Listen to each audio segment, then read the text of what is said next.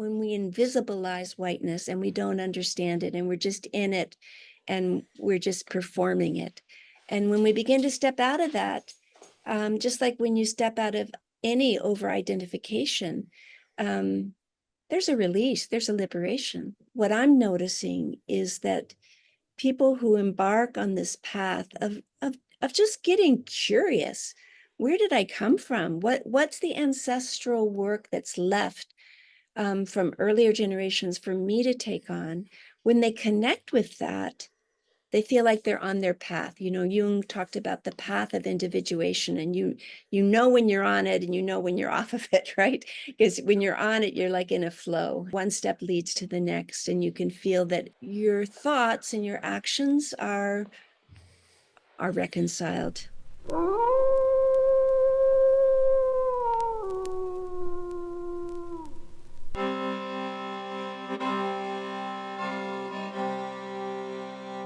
We're here to talk about a new book of yours called White Work and Reparative Genealogy. And it comes at a very auspicious time. We're recording this on September 26th, and in Canada, next week is our Day of Truth and Reconciliation on September 30th. And so it's just kind of good timing to have you here to talk about this new work of yours.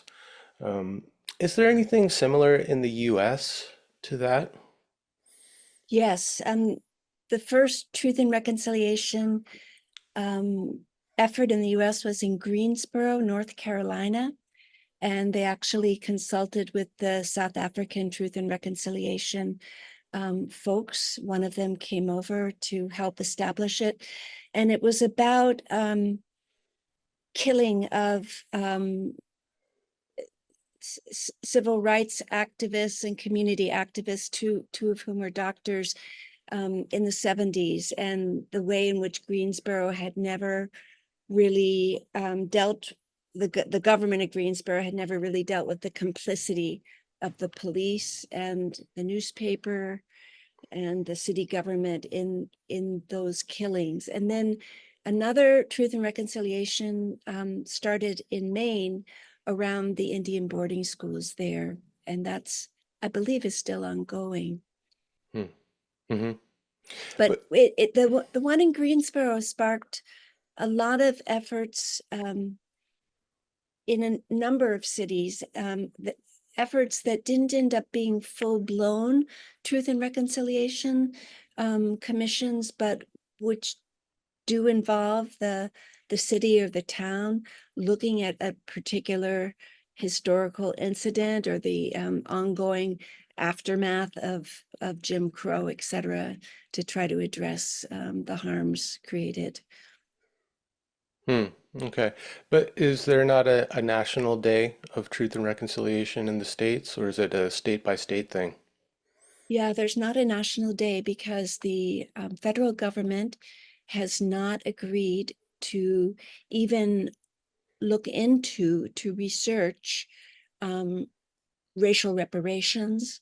There was an apology made to Native American groups, but it was, I believe, done like a few days after Christmas at 11 o'clock at night. It was not a Hmm. widely publicized event.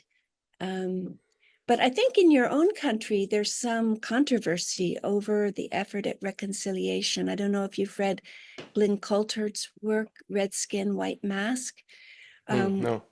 where he talks about Native groups in Canada are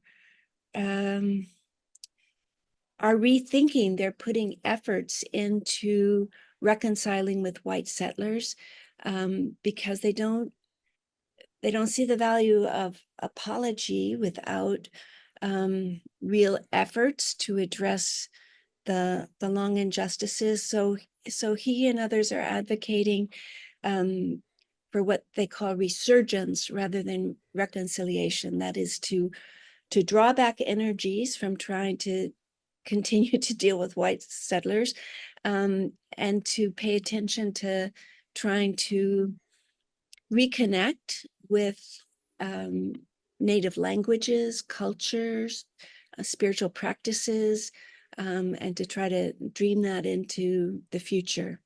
Mm-hmm.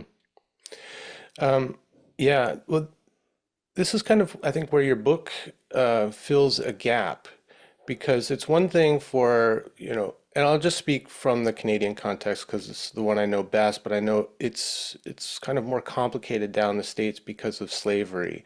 It's not only the kind of attempted genocide of Indigenous people, but also the slave trade that you guys have to reckon with. So it's a little different up here, but we would say, like here, Truth and Reconciliation, a big part of it is educating white settlers about the history of Canada and things like residential schools. That's the main thing, but there's also the missing and murdered Indigenous girls and women uh, that is ongoing, and there's constant calls for government to really look into that, like what's going on, why aren't these women being found, why are cases being ignored, et cetera, et cetera. So a big part of it is our education about like what's happened and what's happening in terms of settler indigenous relations. But your book comes in and says, like, look, there's another piece of this. It's not just about indigenous people reclaiming their own culture and language, but it's also about us doing what you call an ancestral reckoning Yes, and reparative genealogy. And I'm really interested in that because a part of my own work has been trying to find out more about the history of who I come from yes, and the cultures that were, for the most part, left behind in Europe. yes, And doing some of that reclamation work for myself and ancestral reckoning, like who are these people? How are, you were they a part of colonization and all of that stuff? And so your book really addresses this, and I think that's why it's called white work, because it's our work as white identified people to do this part yes, of it. yes, absolutely. And it is more complicated here because of slavery, and that's a piece that my book is really focusing on because in my own lineages, um, yes, there was definitely um, genocide of Native Americans, but also generations and generations of slave trafficking and enslavement within my family. But here in the States, the Black-led movements for reparations make the following point that we can't go straight toward reconciliation without repair and reparation because repair and reparation um, acknowledge the harms that were created. They include a promise of what's called non-repeat of those harms and an effort to address the injustices that came out of them. And the thinking there is that only when white settlers have been able to do those things can there be authentic relationships between people who are racialized as white and people whom whites racialized as Black or brown, etc. Mhm. Yeah, well, it's interesting. Yeah, the terminology I think says a lot here because in Canada, I think the government is trying to jump right to reconciliation. And, I had to look up that word when I first heard it because it wasn't in common parlance, but it means something like a restoring of friendly relations. And my immediate thought was, well, was there ever friendly relations? So don't we need conciliation? Uh, Exactly. and like you're saying, like we need, in order to get there, we need to do some reckoning and some repair before we can Yes. have anything resembling friendly relations that are based on equality and all of that. Yeah, I couldn't agree with you more. The word reconciliation is like a white fantasy. It sort of jumps over all the work that we need to be doing. And I think to many people of color, it's a kind of a ridiculous concept because it's not the moment for reconciliation. We first have to do the reckoning, right? Hmm. And that doesn't mean simply apology. There's a critique of the Day of Apology that happens in Australia, because people ask, well, who is it for? Is the apology really to those who were harmed, or is the apology to try to help the white community kind of feel like, oh wow, well, we've done it now. Now we're done with it. We can get on with the rest of things. Oh my, good, you know. Um, Yeah. and I think about the Black philosopher George Yancey's work. He wrote a very important letter that was in the New York Times called Dear White America. And in that and in his books, he talks about the need for white people to tarry, to slow down and really try to slowly understand, how did whiteness come about, and who is it for? What does it serve? And what has been its destructive path? Um, Not only for those of color, but for white people themselves. Hmm. Yeah, I had these experiences, when I was doing this kind of ancestral archaeology of my own, because I come from quite a fractured family. I didn't know my father's side of the family. They had disowned him or he had disowned them, before I was born. So I had to really do a lot of digging. And as I was doing this, I was living here on Vancouver Island, where for the first time I was confronted with the reality of Indigenous settler, um, I want to say relations, but there actually is not a lot of No, relationship there. But for the first time, living in proximity of a high population of Indigenous people, and there's a reservation just down the road here, and you see the state of the reservation, and you see the kind of divide between the two groups of people. And so I'm doing all of this kind of archaeology and reckoning myself. And at some point, it occurred to me that, at some point in my ancestry, I had ancestors who didn't identify as white. They exactly. identified as German, or Mennonite, or English, or Irish. I'm kind of a European mutt. So they identified more to the place and the culture that they were from. And at some point, this term white kind of like washes over everything. And I feel like the whiteness kind of removes the cultural distinctions and diversity of even the people who identify as white. And there's something in that that I find is like the kind of at the root of like the colonial mindset or white Right. supremacy. And so part of our reclamation is finding out who we come from, what were the cultures that they were immersed in, that they were engaged in. Um, can you talk a little bit about the genealogy of whiteness? Yes. Okay, so just as a little preface, my family never talked about anybody beyond my great grandfather.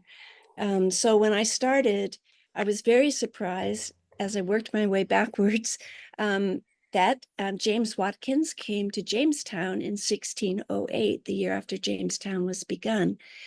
And so in one of the chapters of my book, I take up how whiteness and why whiteness was invented in colonial Virginia. So the people coming from England were part of a corporation, the Virginia Corporation, the Virginia Company.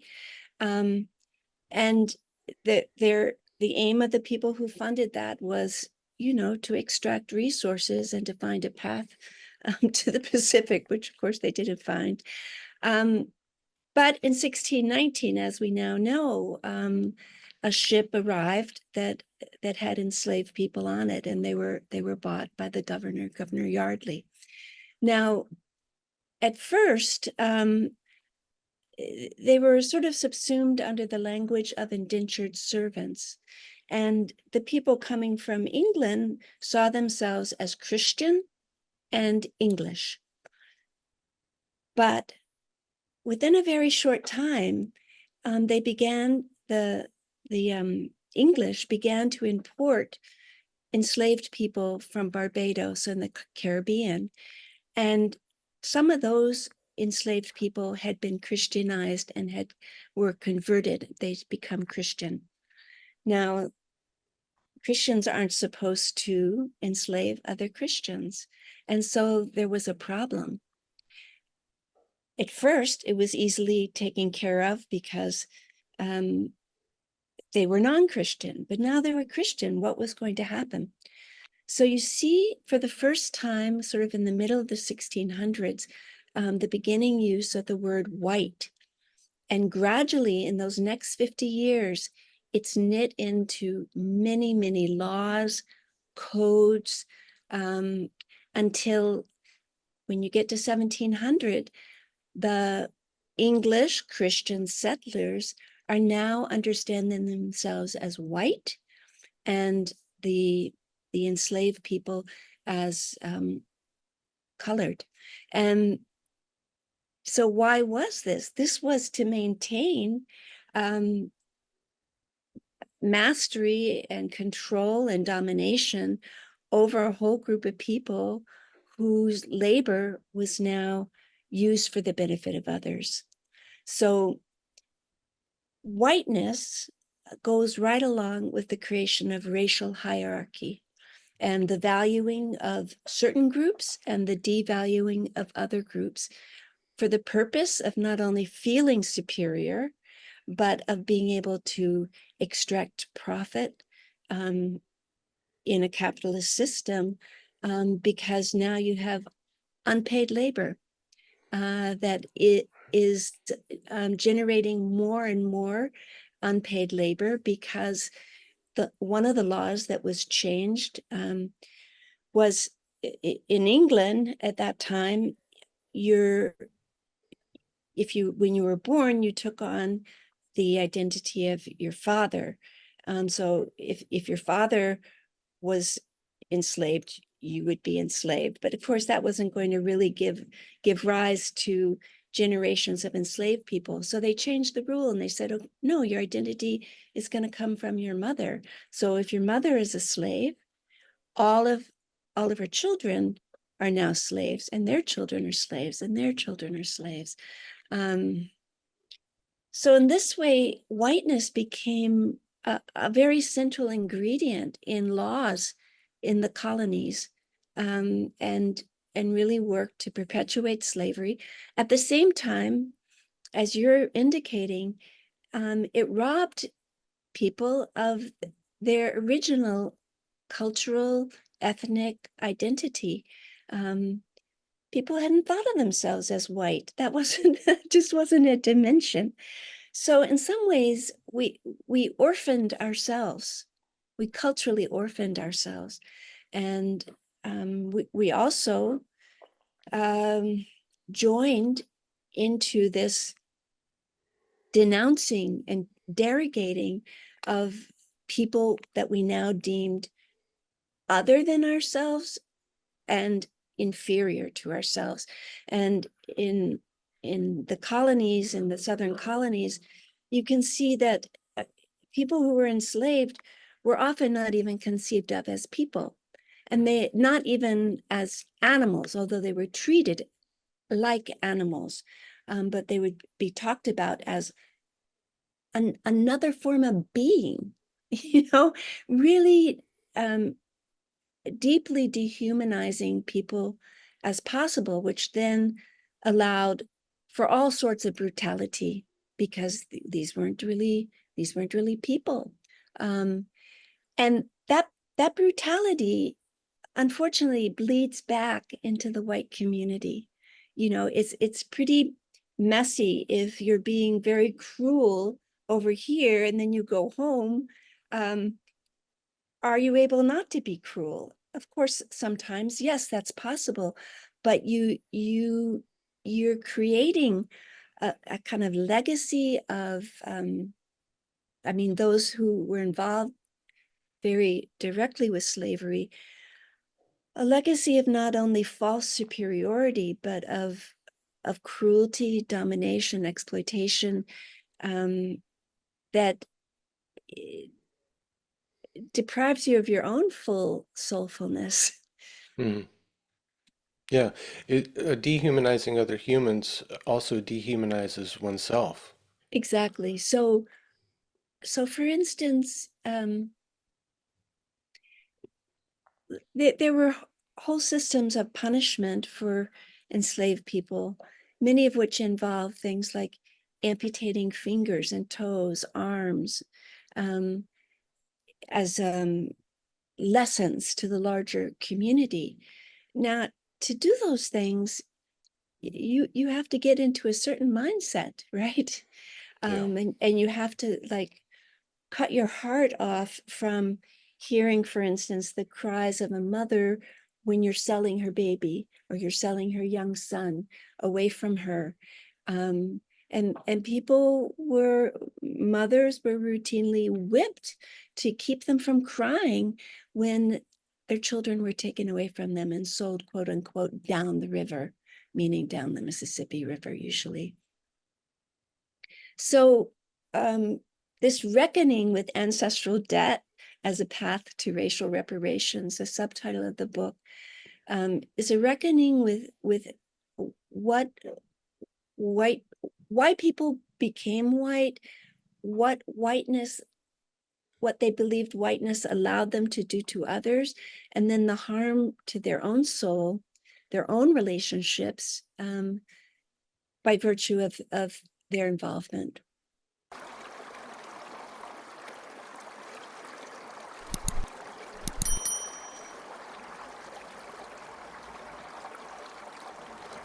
Mm. Hmm. Yeah. How do you feel about, I mean, what's come out of this for me is a resistance to identifying as white and trying to Yeah. speak about more who I come from.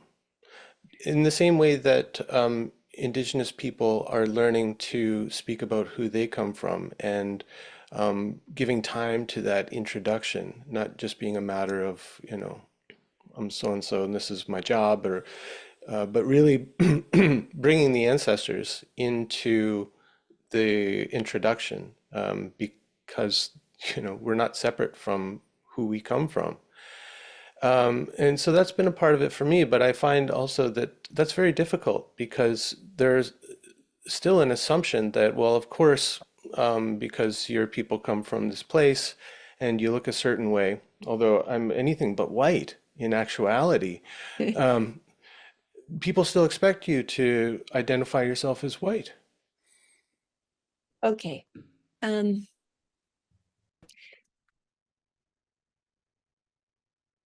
we can't slip out from under whiteness easily. Hmm. That's called color blindness. Um, our ancestors created this category. It's a fantasy, as you say. I mean, look at, I'm covered with freckles of different colors. um, but this fantasy has really been destructive. And so I think the task is first, or alongside, um, separating racial hierarchy from whiteness. So for instance, in Germany, um, Germans have done, many Germans, not all, many Germans have done a profoundly important task of separating being German from being anti-Semitic. They're no longer collapsed into one another, right? Um, I want to call out and really recommend David Dean's work in an essay he wrote called Roots Deeper Than Whiteness. And a lot of his work has to do with this aspect that you're pointing to, um, that if we go back and we can reclaim some of our ancestral traditions before people colonized Canada and the US, it gives us a more complex and differentiated place to stand. But I would say it doesn't undo the fact that we were racialized as white. We gained privileges from that, even if we're not wealthy, and that we have some work to do to uh, in our culture to make things more just. Mm. Yeah. What the phrase that comes to my mind is dismantle whiteness. Well, dismantle white supremacy first. Yeah. Mm. Yeah. And disambiguate white supremacy with whiteness. And then I think we can have a discussion about, how do we name ourselves? I mean, you can already name yourself in a more complex way, but I think you don't want to erase the fact that you were racialized as white, and you're still gaining the perks of whiteness Mm. in various ways.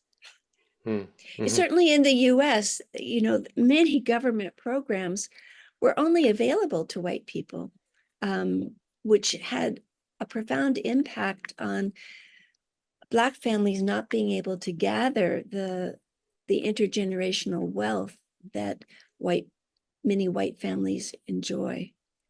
And so things like buying houses or paying for college become monumental problems. Um, Whereas in many white families, they're taken for granted that eventually that will happen, right? Yeah. Yeah. And I think like these days, a lot of those kind of assumed privileges are no longer, what's the word? They're no longer manifesting for people. Like younger people now are so-called white people are finding, well, actually, I can't afford to buy land, to buy a home, all these things that were assumed by my recent ancestors. And so maybe even the kind of leveling out of the middle and lower classes is forcing a kind of reckoning with this sense of superiority in a kind of a via negativa way. I don't know. I was recently reading a very important book by Jonathan Metzl called Dying of Whiteness.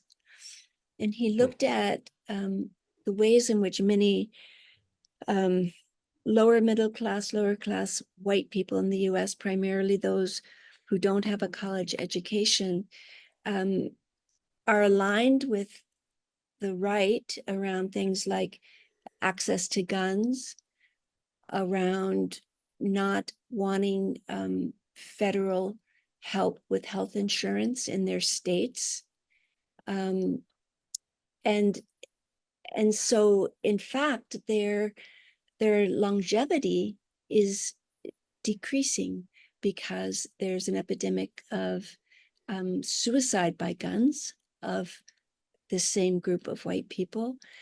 They, in an effort not to, they don't want to give health care to immigrants and people without documents, and so they don't they vote in such a way that um, federal benefits for healthcare don't flow into their states. But that affects more white people than it does people of color. So you have people, clinging on to whiteness, and in fact, arguing that the U.S. should be a white Christian nation, Christian nationalism, um, when uh, their their identification with whiteness is actually eroding the quality of their life and even their mortality. Um, so, we might hope that young people would, who are deprived of things like education, being able to buy a house, would begin to question their whiteness. But in fact, in many cases, there's a fierce clinging onto being white because you're still on a hierarchy above groups of people that you believe are beneath you. So it's a hard thing to get people to divest from Hmm. whiteness. Hmm. Wow, that Yeah, that goes deeper than even material conditions, right? Like, because whiteness is kind of inseparable from Christian Puritanism. I mean, that's one of the things about the category of whiteness is there's an assumption of purity there and Yes, about uncontamination. Like you start to hear this language of if there's been some interbreeding or something like that between these races, that the whiteness has been contaminated, and yes, all this kind of thing. So that goes a lot deeper than just like the kind of material conditions that people are faced with. So right. it's like a spiritual superiority in a way. Absolutely. And unfortunately, I believe it can run into necrophilia. This was a concept that Eric Fromm introduced that I think is very pertinent right now Mm. in our country. Um, he contrasts necrophilia with biophilia. So the love of death versus the love of life. And in the love of death, um, your pursuit of feeling better than others is linked to your capacity to destroy. And so, I mean, for instance, in our country, many aspects of our government are currently being destroyed. Um, uh, Citations in museums are being destroyed. Plaques that honor African Americans are being taken down. Um, and what you see is a kind of merging of pathological narcissism around whiteness and this necrophilia that's aimed at people of color and aimed at institutions which strove toward greater equality and justice, because they're being now eviscerated. Um, so I think necrophilia, certainly we see it during slavery in the way that uh, white people who were overseers and masters, and even women who mistresses in the great house, um, treated people with such unadulterated cruelty, um, not to the point most often of killing, because uh, the enslaved people were thought of as financial assets. They had a value. And so you could do many um, cruel things to them. But most often you stopped short of killing unless the person had tried to run away or something like that. Whereas after slavery, um, when the South tried to continue on um, treating African Americans in this way, they invented what's called convict leasing. Are you familiar with that? Mm, no. So in convict leasing, um, you create a set of laws, and I go into this in my chapter on Mississippi, where if you see an African American walking down the street and it's harvest time and you need extra workers, Mm, you buddy up with the sheriff. You say that this person walking down the street, and even school children walking to school, that they're vagrants, and vagrancy is against the law. Or maybe you you need this person to work for you, and so you say, well, he was rude to me. He didn't defer to me when I was walking down the sidewalk. The sheriff picks him up, places him in jail, and then you can go to the jail, and if you say you're going to provide for his food and shelter, take him for, say, the term of his punishment, maybe 2 years, 5 years. And these people could be worked to death because you didn't own them. And mm, so the life expectancy of a person in convict labor was was only like 5 or 6 years, because they would be worked so hard, given so little food, dressed so poorly, not given shoes. because the only thing that was valuable was their labor while they were in good health, and then that was that. So the white supremacy kept moving to as laws were created at the federal level to try to mitigate against some of the abuses. The state laws were created to continue them in order to continue the practice of using people's labor, kind of using up their life through using up their labor. Hmm. I mean, the level of hypocrisy that goes on in this whole scenario is astounding.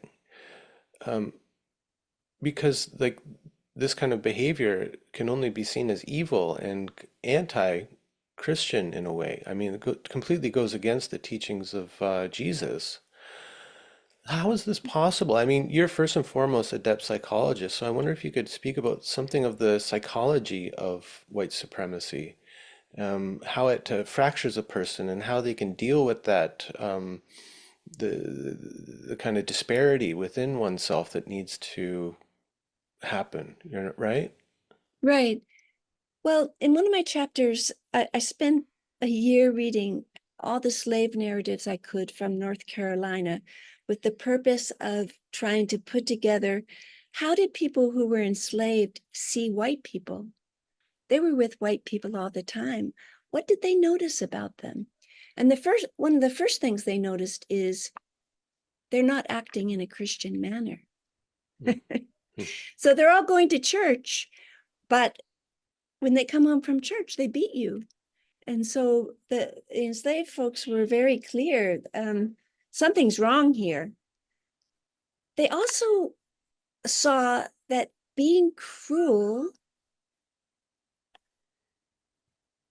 created pleasure. mm, There was sadomasochism involved. yeah. That the narcissism of white folks meant that they couldn't see their own shadows. They really divided the world into those who could do who were successful and prestigious, had social roles, and those who were only fit to labor. Now, the problem is when you go back and look ancestrally, like you might think, oh, well, my fourth great grandfather, he made laws in North Carolina, and he was part of the governing body, or maybe he was a council member, and you think, oh, that's so nice. And then you look at the laws he created, Mm, and they had to do with perpetuating slavery, for instance. The best approach I've seen to try to understand this psychologically comes from Robert J. Lifton's work on Nazi doctors. So he, after the Holocaust, he sat down with Nazi doctors who had done terrible experiments on Jewish people, people with developmental challenges and gypsies, and um, wondered, like, how can they go into their lab and do something that's so excruciatingly painful and perhaps causing death to somebody in the name of science, and then go home and listen to Beethoven and drink fine French wine and play with your children? And he talked about psychic numbing, that uh, we have the capacity as human beings to really be living in two different realities at once. And the reality at home, you have a certain sense of yourself as, say, the master or the mistress of the house, the good mother, the good father, taking good care of your servants, being cultured, knowing different languages. Um, and that vision of yourself doesn't allow for the fact of your barbarity.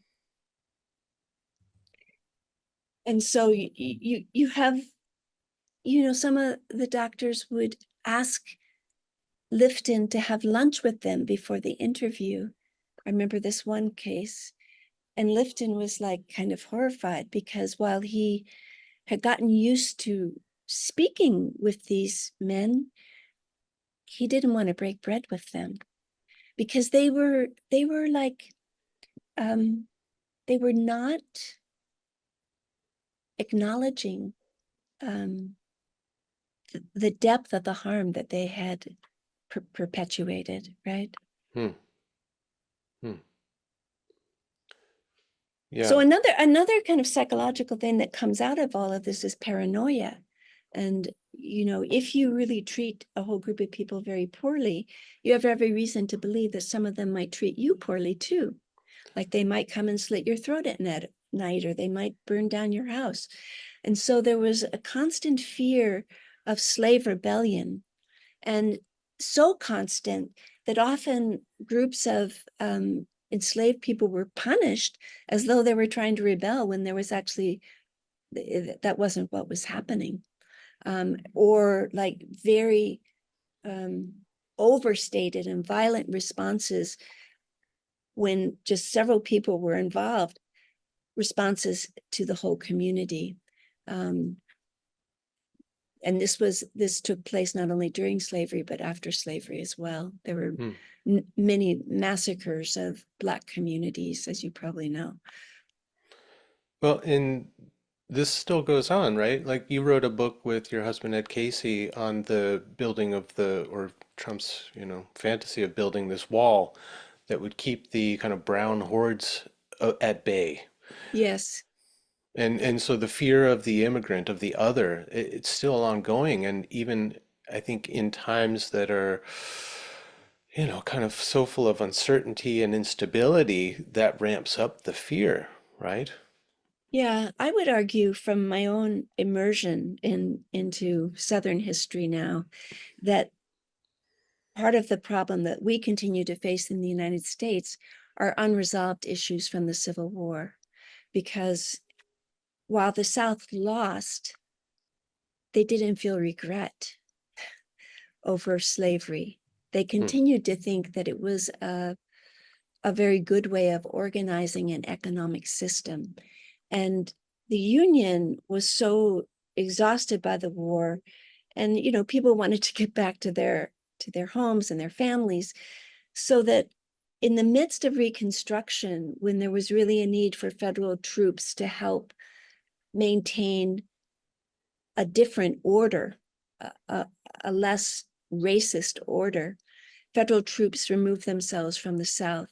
And so that's when the South could then reinstate Black codes and create convict leasing and wage reigns of terror through the Ku Klux Klan and other groups, so that people were um, put into their place, right?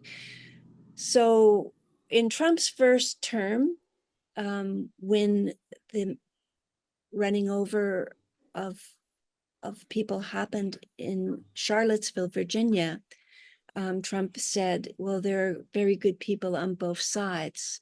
This was a white supremacist rally, people with tiki torches, etc.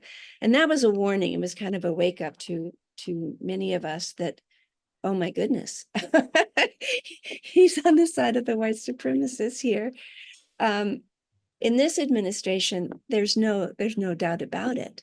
I Hmm. mean, he is definitely um, trying to move the nation toward Christian nationalism and trying to erase any efforts to create repair and reparations um, for African Americans.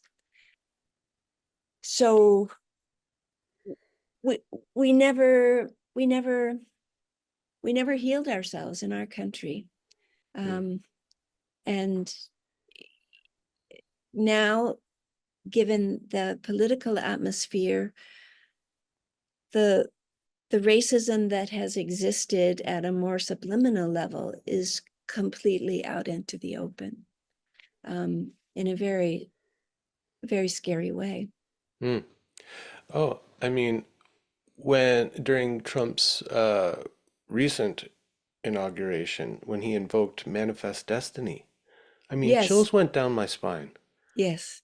Like I couldn't believe he was just being so kind of open and bold about that. And so, there might be people out listening who don't understand or don't have a reference for this manifest destiny, but this is all kind of part of what we're speaking of, right? The notion, the kind of the justification of colonization due to this manifest destiny. I wonder, could you just kind of open that up a little bit?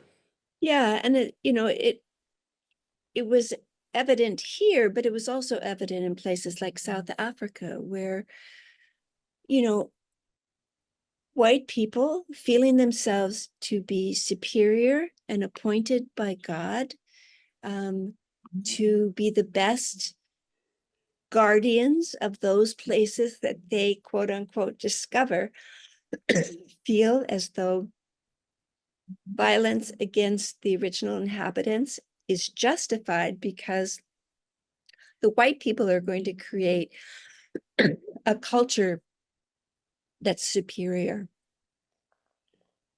That's pretty terrifying. Hmm. Um, but it justifies all sorts of destructive action toward others. Um, so Trump is taking that. Well, maybe we'll make Canada a state. We'll take over Greenland, or we'll invade Venezuela, or we'll upset any left-leaning government in Latin America, and we'll begin to make coalitions with governments that have seen their way to upset their democracy um, on the road to authoritarianism. Hmm. So all of this, I mean, the necrophilia, the scapegoating, the othering, um, it all seems to be in service to power. Yes, particular kind of power, of course, because there are many different kinds of power. We could have spiritual power, we could have relational power, but just sheer power, domination, exploitation. Yes. I mean, it's not being done for poor white people. The, Mm, the poor white people are, I believe, largely being used. Um, Here we have just a widely increasing wealth gap, uh, hmm where the top 1% is going for owning more and more and more, and really taking it out of the bottom third of the population. mm, So, for instance, um, this year it's estimated that the poorest people in the United States will end up paying $1,400 more, while the billionaires get billions more. hmm Just the other night, we saw a video, a journalist from the south of America, not South America, but the south of America. I forget which state, but like an Appalachian state where there's a lot of coal mining. Might have been Virginia, yeah. But he Or brought West Virginia. West Virginia, yeah, it was West Virginia, right. He brought Bernie Sanders down to do a speaking tour and to just do really kind of casual meet and greets over lunch at a diner with local people who had voted in the majority for Trump. Uh, and what was surprising to me was that up until, I don't know, 6 years ago, 8 years ago, West Virginia was predominantly a Democratic, a blue state, because there was an alignment between the coal miners' unions and the Democrats. And then over time, they felt left behind by the Democrat elite, and so they kind of went over to the Trump side. But what was really surprising is that when they met Bernie Sanders and they listened to him speak, he was speaking directly to their concerns as, Exactly. poor white folks Yeah. and who over the past few years have seen that, well, maybe Trump actually doesn't care about us. So there has been a kind of a real sense of disillusionment with that fantasy of Trump as the white savior. And they were actually surprised that this guy, this Jew from Vermont, from the north, uh, spoke to Right. them so could relate to them, that they're like, you're just a regular guy. Like, there was a perception of him as something else. I don't know what it was, but they were like genuinely surprised that he was like speaking to their concerns and that he could Yes. understand them and relate to them and was like kind of fighting for them. Yeah. Yeah. It's very beautiful to see him do that. But remember that the Democratic Party undermined his candidacy. Yeah. Yeah. Yeah. No, they're expecting, an East Coast elite. Uh, they've been told he's a Marxist, a communist. And then they meet him and you're right, he's in dialogue with them. Um, but there is a lot of hopefulness that people will be disillusioned with Trump, but it's not happening at the rate that people would hope, Mm. because he has a very strong base that, as he says, he could go into Times Square and kill somebody in noon and he would have impunity. So he's being forgiven for like so many things that other people would have been brought to justice around. Mm. Pretty amazing. Yeah.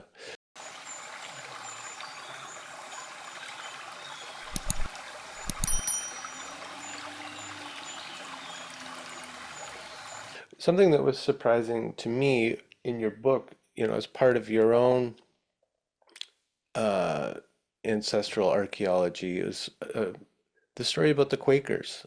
And Yeah. they're, yeah, I mean, everyone has this image, or maybe everyone, I don't know. I think a lot of people have an image of the Quakers as these very peaceful, kind of ecumenical, non-oppressive types, who only have done good. Yeah. All right. So this was a big surprise for me. I wasn't brought up Quaker, but my parents sent me to a Quaker high school. And my grandmother said something like, oh, there might have been a Quaker in our family back in Philadelphia a long time ago, but never anything came of it. And I, like I became a Quaker subsequently, and I, like many Quakers, always loved the idea that we were abolitionists. Um, and so as I worked back in my history, I found I had Quakers in Virginia and Quakers in Barbados. And then when I looked at more closely, I saw that they enslaved people. And so I was like, whoa, well, George Fox had gone to Barbados. He saw um, how people were treating their slaves. But while he called for kinder treatment, he didn't call for the end of slavery. And so you have um, Quakers coming up from the Caribbean, bringing their enslaved people and establishing slavery in places like New Jersey, Pennsylvania. William Penn, who was a Quaker and founded Pennsylvania, was a enslaver himself. So when you look at the dynamics, the 100 years of Quakerism in the US before abolitionism took hold, um, many Quakers enslaved people, and some were even slave traffickers. And if people brought this up in their Quaker meetings, the problem was that the leadership were often enslavers themselves. And so the dissent was silenced, sometimes even by disowning the members of the meeting.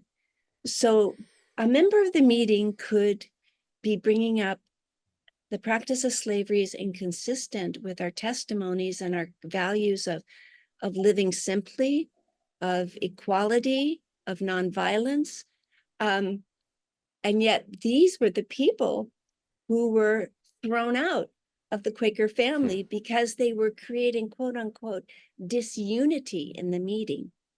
Um, and there are some very striking examples of, like, Benjamin Lay actually being carried out of the Abington meeting house outside Philadelphia and placed on the porch, and people stepping over him as they left meeting because of his fierce opposition to slavery among Quakers and in general as well. So I took it up as, a look into how hypocrisy operates, which gets us back to an earlier question we were talking about, how can you have this one view of yourself as a Quakerly person, right? Hmm. Nonviolent, faithful, living a simple life while you are actually gaining wealth from the labor of other people, and uh, living what I would call a divided life, a life that's lacking authenticity because there's a disjunction between your basic values and your actions, your daily Yeah, actions. right. Yeah, Integrity, yeah. not integrated. Yeah. Well, I mean, we understand like why that might happen and why you might continue to live that way because like with the dissenters at the Quaker meetings, it's like, hey man, don't rock the boat. We're Exactly. profiting from this, right? Like Yeah, we all know the Quaker oats, man. Well, who do you think harvested those oats, right. that made that fortune, Yes. right? Um, yeah, I mean, it's like, of course, like if people are concerned more about their material welfare than they are about their soul, well, they're going to be able to live with that kind of divide. But do you think at some point it starts to eat away at the person? Yes. Uh, Not always. Yeah, But right. yes. My mother is a very good example of this. So she was brought up in Memphis, by a very white supremacist mother. She was taught racism. Her mother also tried to teach it to me. Didn't make much sense to me as a little girl living in New York. Um, Right. and my mother, um, my mother did some not good things. Like for instance, um, at my elementary school, uh, there was only one Black person. That person happened to sit next to me for many years. Her last name was Washington. And every year my mother would try to put on a little birthday party for me, and she would exclude this one child. Hmm.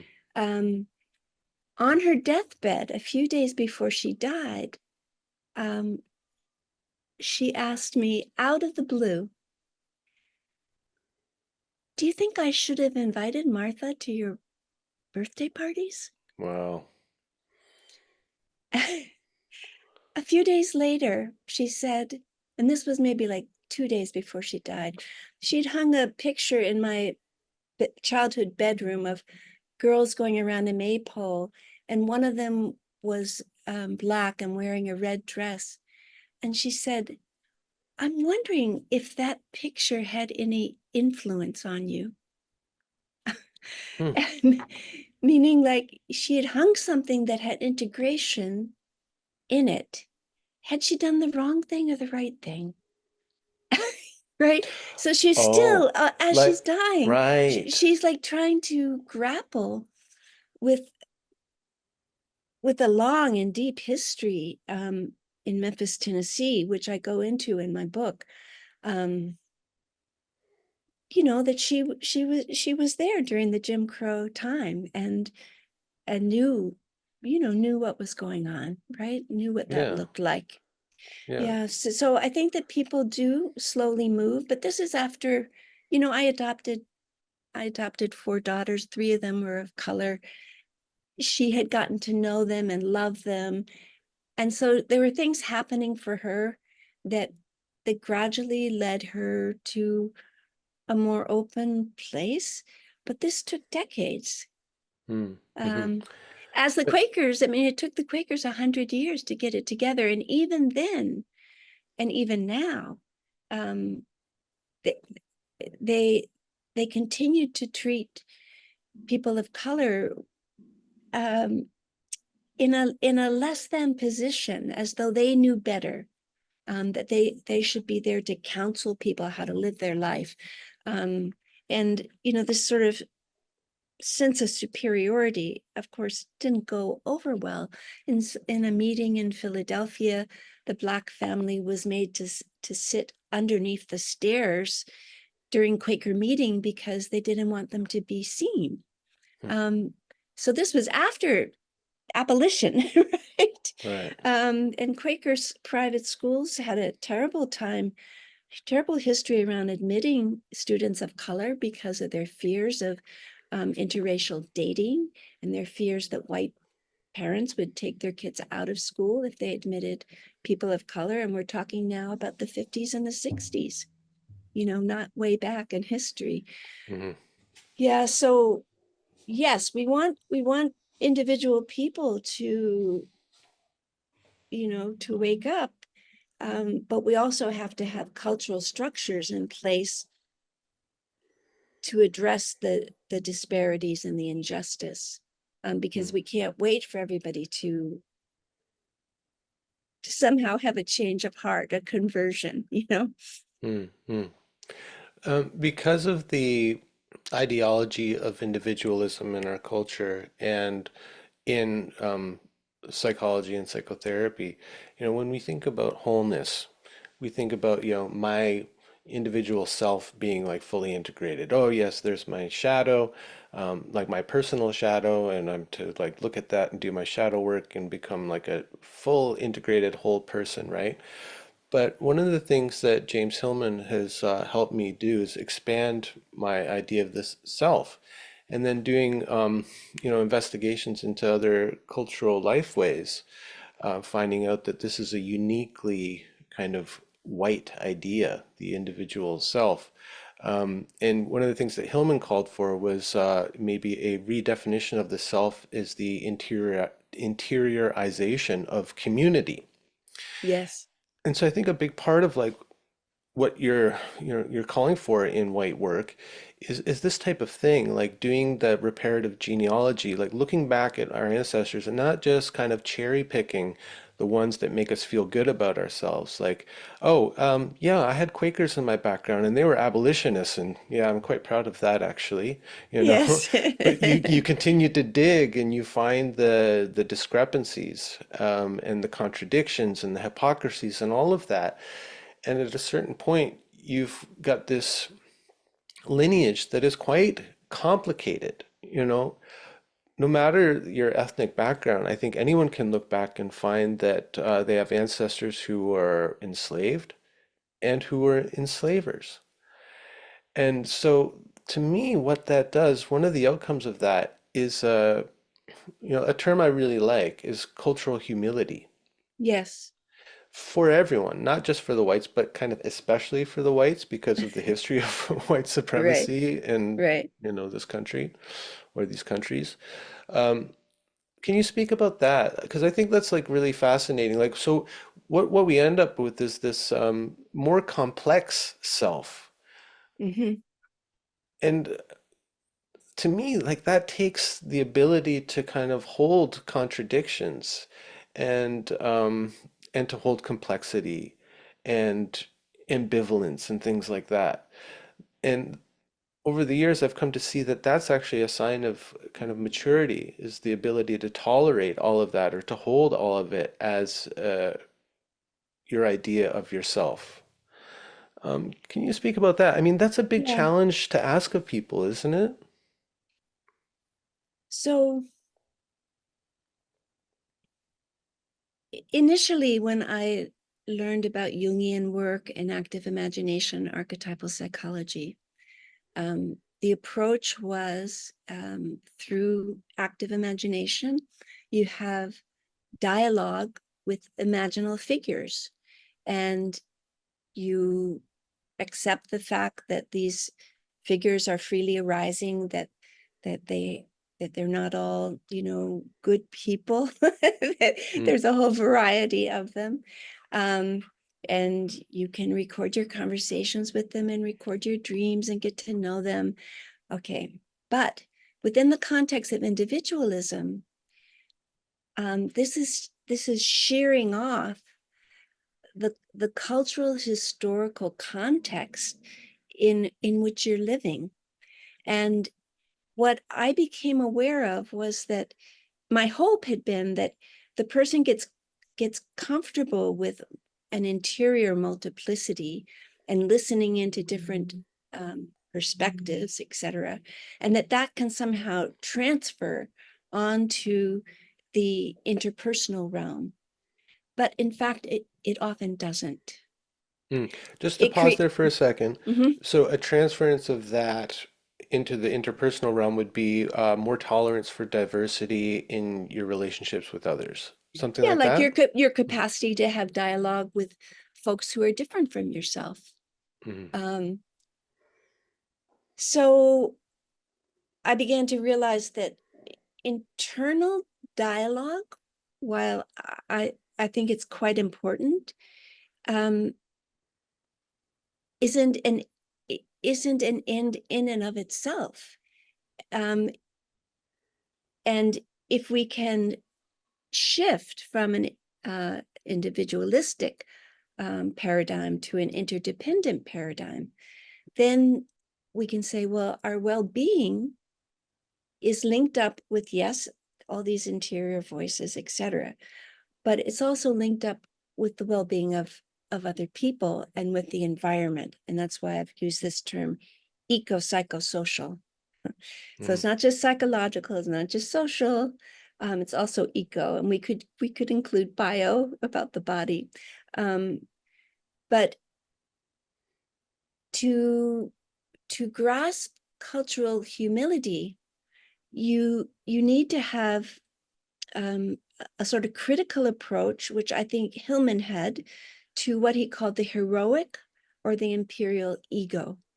So for Hillman, the ego isn't the ego is another figure among imaginal figures, and while Jim did not initially link that to colonialism, I think what he saw and described is quite linked to colonialism, this Mhm. heroic, striving, um, dominating imperial Superior. ego. Yeah. Yeah. Hmm. And that once we see that,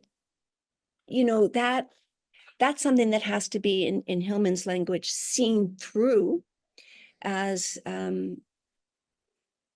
a viewpoint that has a history, that a viewpoint that was constructed for certain purposes, um, then we can begin to get curious about it, back off from it, disidentify from it, and begin to get really curious about cultural humility. Um, oh, there are other ways to go about it than um, manifest destiny, right? There are other Hmm. ways to live in a nation, in a state. Um, so one of the problems with whiteness is that um, if if the if people are cut off from the shadow of whiteness, they often take on trying to solve um, the problems that have been created for people out of white supremacy. So they identify with a kind of savior position. Um, but that's not cultural humility. That's actually a very curious sleight of hand, right? Where the group that created the problem is now going to solve the problem by um, being the healer. Yeah, it's coming out of that same mentality. Yeah, yeah. Yeah. Yeah. Yeah. So a lot like at Pacifica, we created this PhD program in community psychology, liberation psychology, indigenous psychologies, and eco psychology. And students were not doing one-on-one psychotherapy.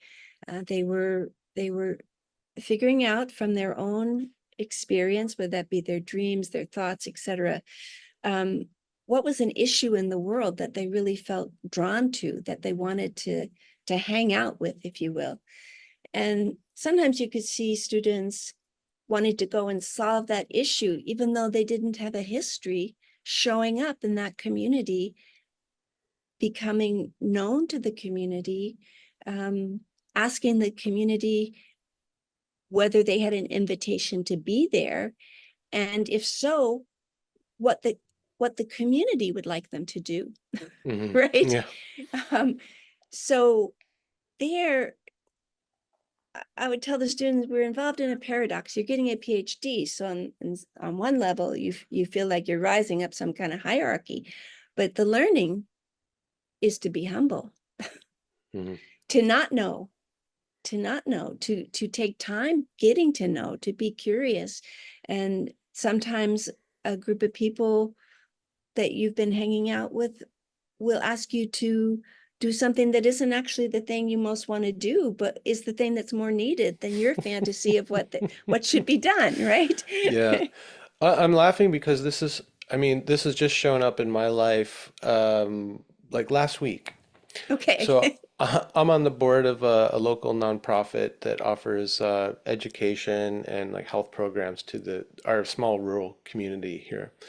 And recently, a young woman from the local First Nation joined the board, which was maybe the first time that's ever happened. Uh, so where the community school is, where we have our society, is right across the street from the First Nation reservation. But that roadway, that two-lane country highway, it's like a psychic wall. There's Yes. so little crossing over back and forth Apartheid. between the two worlds. Yeah, very much apart, living apart. And so at the last meeting, she brought her mother along, who is a counselor on the local First Nation. And it was so interesting because we've been talking a lot about reconciliation and what our society can do to help that along. And it's, I mean, some of the conversations have been quite revealing and also quite confounding. At the end of the day, you know, we're not sure what the proper steps forward are. And so anyway, this woman comes and we're talking about this, what we can do. We've got this reconciliation day coming up and what kind of events we could do and what kind of programs we could offer to First Nations kids and et cetera, et cetera. And she said, it would be really great maybe if you came over and maybe my father could smoke some salmon and maybe you could ask the young people what they need from you or what you could offer Yes, them and like start with that.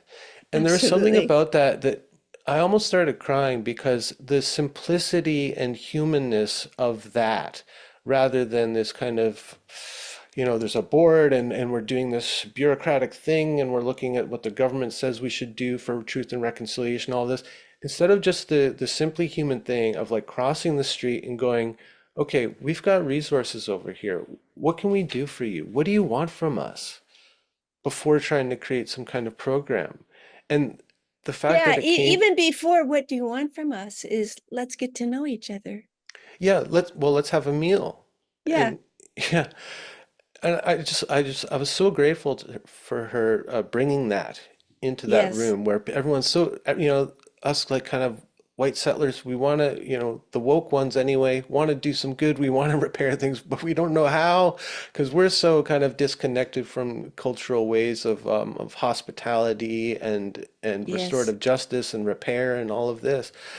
So to have her come over and say, look, why don't we just like get together? We can have some smoked salmon. You can, she didn't even say like you can kind of enjoy some of our culture or something like that. It's just like this is what we do, right? yes, When right, we want to right. have a conversation about what needs to be done, we have a meal, we talk, we hang out. Yes, yes, yes. And I'll suggest it's more than one meal, that Oh, sure. before the conversation happens of what can we do for you? What can we do for you? What can you do for us? Like, um, I'll give you an example from my own life. I moved to California from Massachusetts. I knew nothing about California, nothing about the history of California. Here I am in Santa Barbara at that time, 38% Mexican and Mexican American. And I'm not understanding what I'm seeing around me. It's just baffling to me. And and that's really what instigated my beginning to go to the border and try to understand immigration, because we have a lot of people in Santa Barbara without documents. Um, and gradually I found what was the Latino organization that was dealing with immigration, and just started going to their meetings. I went to their meetings for a year. If they needed me to babysit kids, if needed me to bring food, take somebody home, I did those human things. Mm. Um, and then at one point, a year into it, one of the young people said, I really want to make an oral history of what it's like for people to try to live in our community without documents, but I don't know how to do that. Does anybody know how? So Mm. that was something I could help Mm. with. And pretty soon there was a group of like 16 young people in their 20s. Um, and it took me a while. My Spanish was so poor. It took me a while to understand that these were all young people who themselves didn't have documents. Their parents didn't have documents. And they wanted to bring to the white community, the community racialized as white, what their experience was, in the hopes of building empathy, right? Yeah. But they would have like looked at me very peculiarly if I had shown up saying, I want to research XYZ about you, right? Yeah. Well, I really? want to Well, record your, we'll see you in another place and time, right? yeah. Oh, that's great too, hearing that, because one of the things that came up is I do a podcast program as part of the nonprofit for the youth. So I teach them how to record a podcast and they can talk about whatever they want. Great, And wonderful. so the young woman from the First Nation, she started talking to me about that, and I said, it's always been my kind of secret wish that I could help youth over in the First Nation Reserve to create a podcast that maybe it's about capturing like elder stories or talking about their experience or like what's their take on pop culture and things like that. Yes, And so we're opening up this dialogue. And I, one of the things about the podcast is I see it as a way of preserving kind of the oral tradition. And it seems to be yes, like it would be such a good fit for an indigenous community, but they often don't have access to the resources that would make that possible. And so just hearing you talk about the oral history project that just kind of came up organically, or it came from them, yes, it came from the from them. from the undocumented people. Yeah. Yeah, so as you begin to meet people eating salmon, you may find other adults who might want to partner with you in that. You have some expertise to bring, and they know the kids, right? Hmm. Yeah. Yeah. Um, I'll give you an example that's a really beautiful one. Have you ever read the work of um, Aurora Levins Morales, or Morales Levins? I think it's Aurora Morales Levins. Um, No, but my book list is growing here as I make notes. okay, And just for people listening, I'm going to try and capture some of that and put it in the description because I okay. think you've got a lot of good suggestions here. Yeah. So she has a beautiful book called Medicine Stories or Medicine History. I forget which one. And she brings up this idea of radical genealogy because she descended from both people who were enslaved and people who enslaved. But she lived in Oakland, and she wanted to create oral history amongst um, Latino young people, um, so they could interview their families and their grandparents, and that could be preserved. And so she created a really beautiful guide for young people doing oral history, and you can get it from the Oakland Museum. I think it's $10. Um, and she was able to have the youth collect all these interviews and to house them at the museum. So it's an Mm. archive of living in Oakland, um, as a Latinx family. Um, I highly recommend taking a peek at that. Yeah, that's great. Yeah, that'll be helpful, I'm sure. Yeah, because the young people super enjoyed creating the questions, in the group I was working with, creating the questions, interviewing, translating from Spanish to English. And then, and we wrote a small booklet that was distributed to schools and churches. Then they would go to the schools and churches, the grand rounds at the hospital, et cetera, and read some of the excerpts from the book in order to educate people. Why did their families come? What were the problems they were experiencing? What were their interactions with the police like? What was it like not being able to get a driver's license? That has now changed in California. What was the impact of the Secure Community Act on their community, et cetera? And sometimes they didn't read their own, they read somebody else's so that they could maintain some anonymity. But these were young people who eventually became dreamers. And so they were very bold about, you know, being out in the open about the fact that they didn't have documents. Hmm. Hmm. This, I mean, you mentioned it before, but I want to highlight it, the need for empathy and how to cultivate empathy. I mean, that to me is like one of the kind of the first barriers to reckoning, reparation, reconciliation, right? Yes, And so I'm always trying to think of ways like to open up people's curiosity about the other and about their own history and somehow break through or find the cracks in the very strong, intricate defenses that people have around taking a look at this stuff or crossing the street or opening their door to the stranger. One of the things that's been so important for me throughout my life is reading literature. And yes, now I can look back and go, well, of course I have such a capacity for empathy because I've been walking miles and mm, miles and miles and miles in other people's shoes, you know, yes, and joyfully and sorrowfully at times, yes, Um, and now I just read a stat that there's like 40% less people in America reading literature than there was 20 years ago. Like the it's not literacy, but it's kind of literacy, but reading fiction has yes, decreased almost by half. So there's less and yes, less of that going. And I think like one of the things that people are defensive about, so-called white folks, is a book called White Work, for instance. Like a book that's saying, hey, look, this is work for you to do and you need to do it. And so maybe a kind of trickster way into it is through literature or film or oral stories. And so I think there's really something there in terms of like getting around the defenses through storytelling. uh-huh. I think so. And I think through real interaction. Hmm. Um, for instance, I don't know if there's a church on the reservation.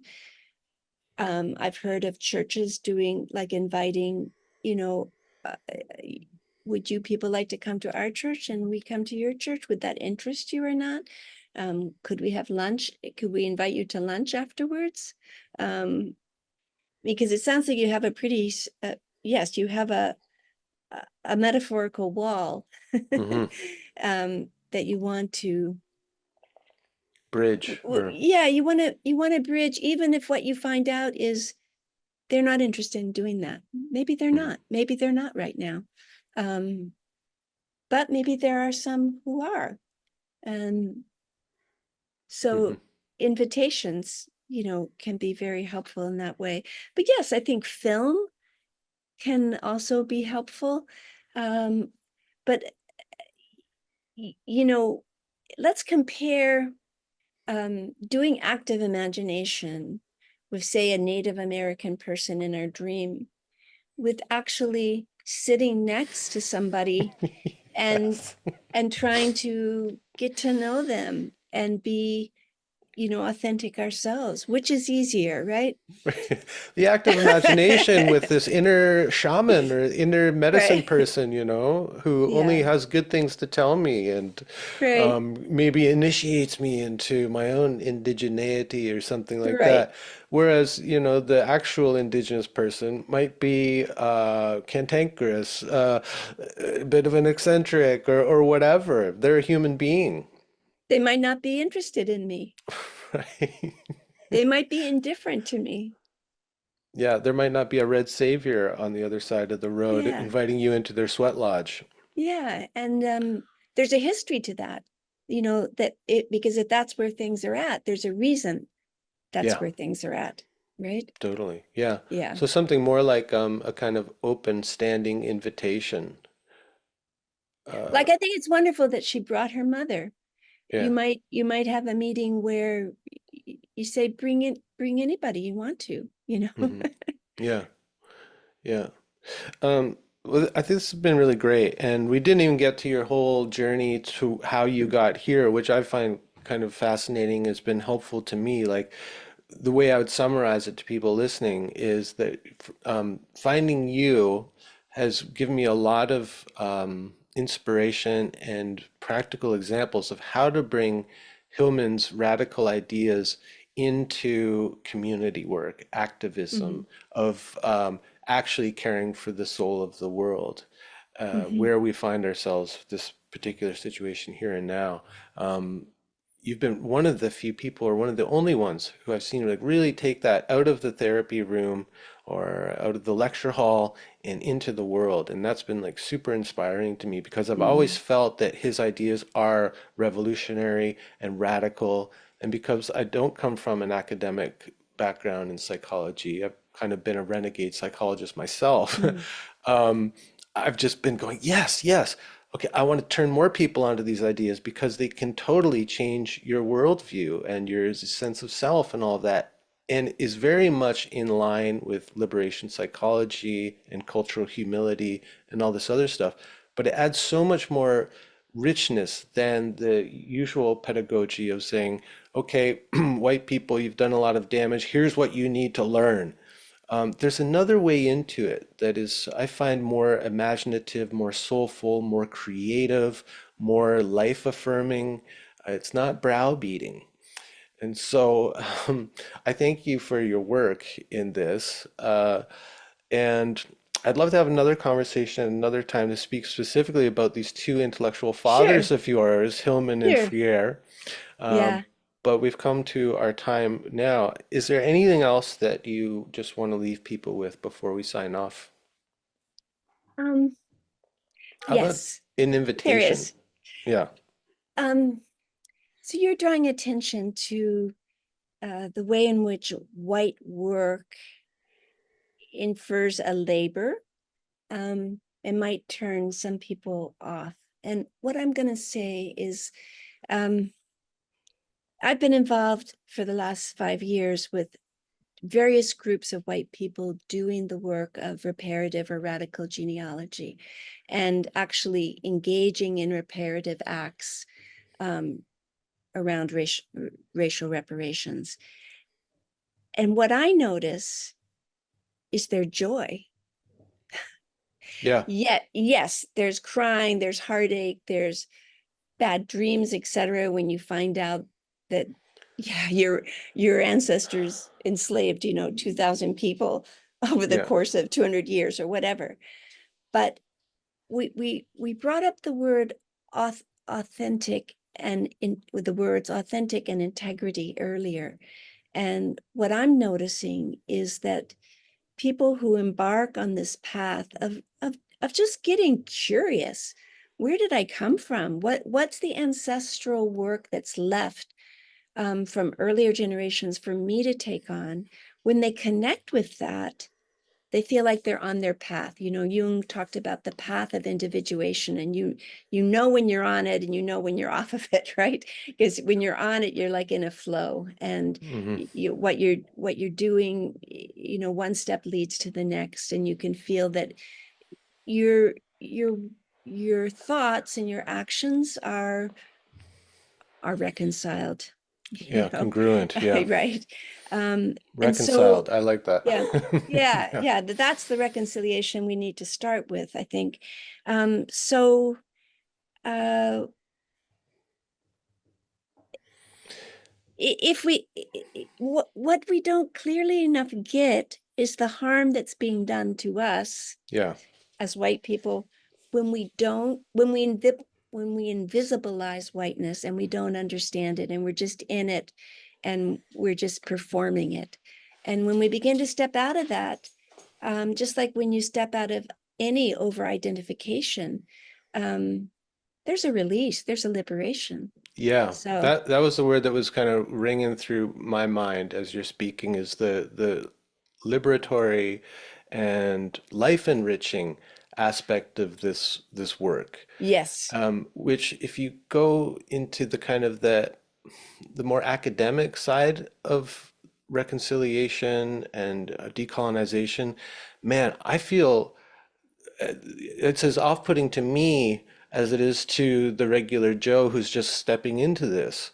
Uh-huh. So I think if we can bring more of that liberational, the joy to it, the sense of not being alone anymore, because Hmm. in a way, whiteness disconnects us from our own Yes. cultures of origin, and not Yes. just where we come from, but who we come from, Yes. you Yes. know? Yeah. So Very good. yeah, great. And Suki decided to join us for this last Very minute or cute two. puppy. Yeah.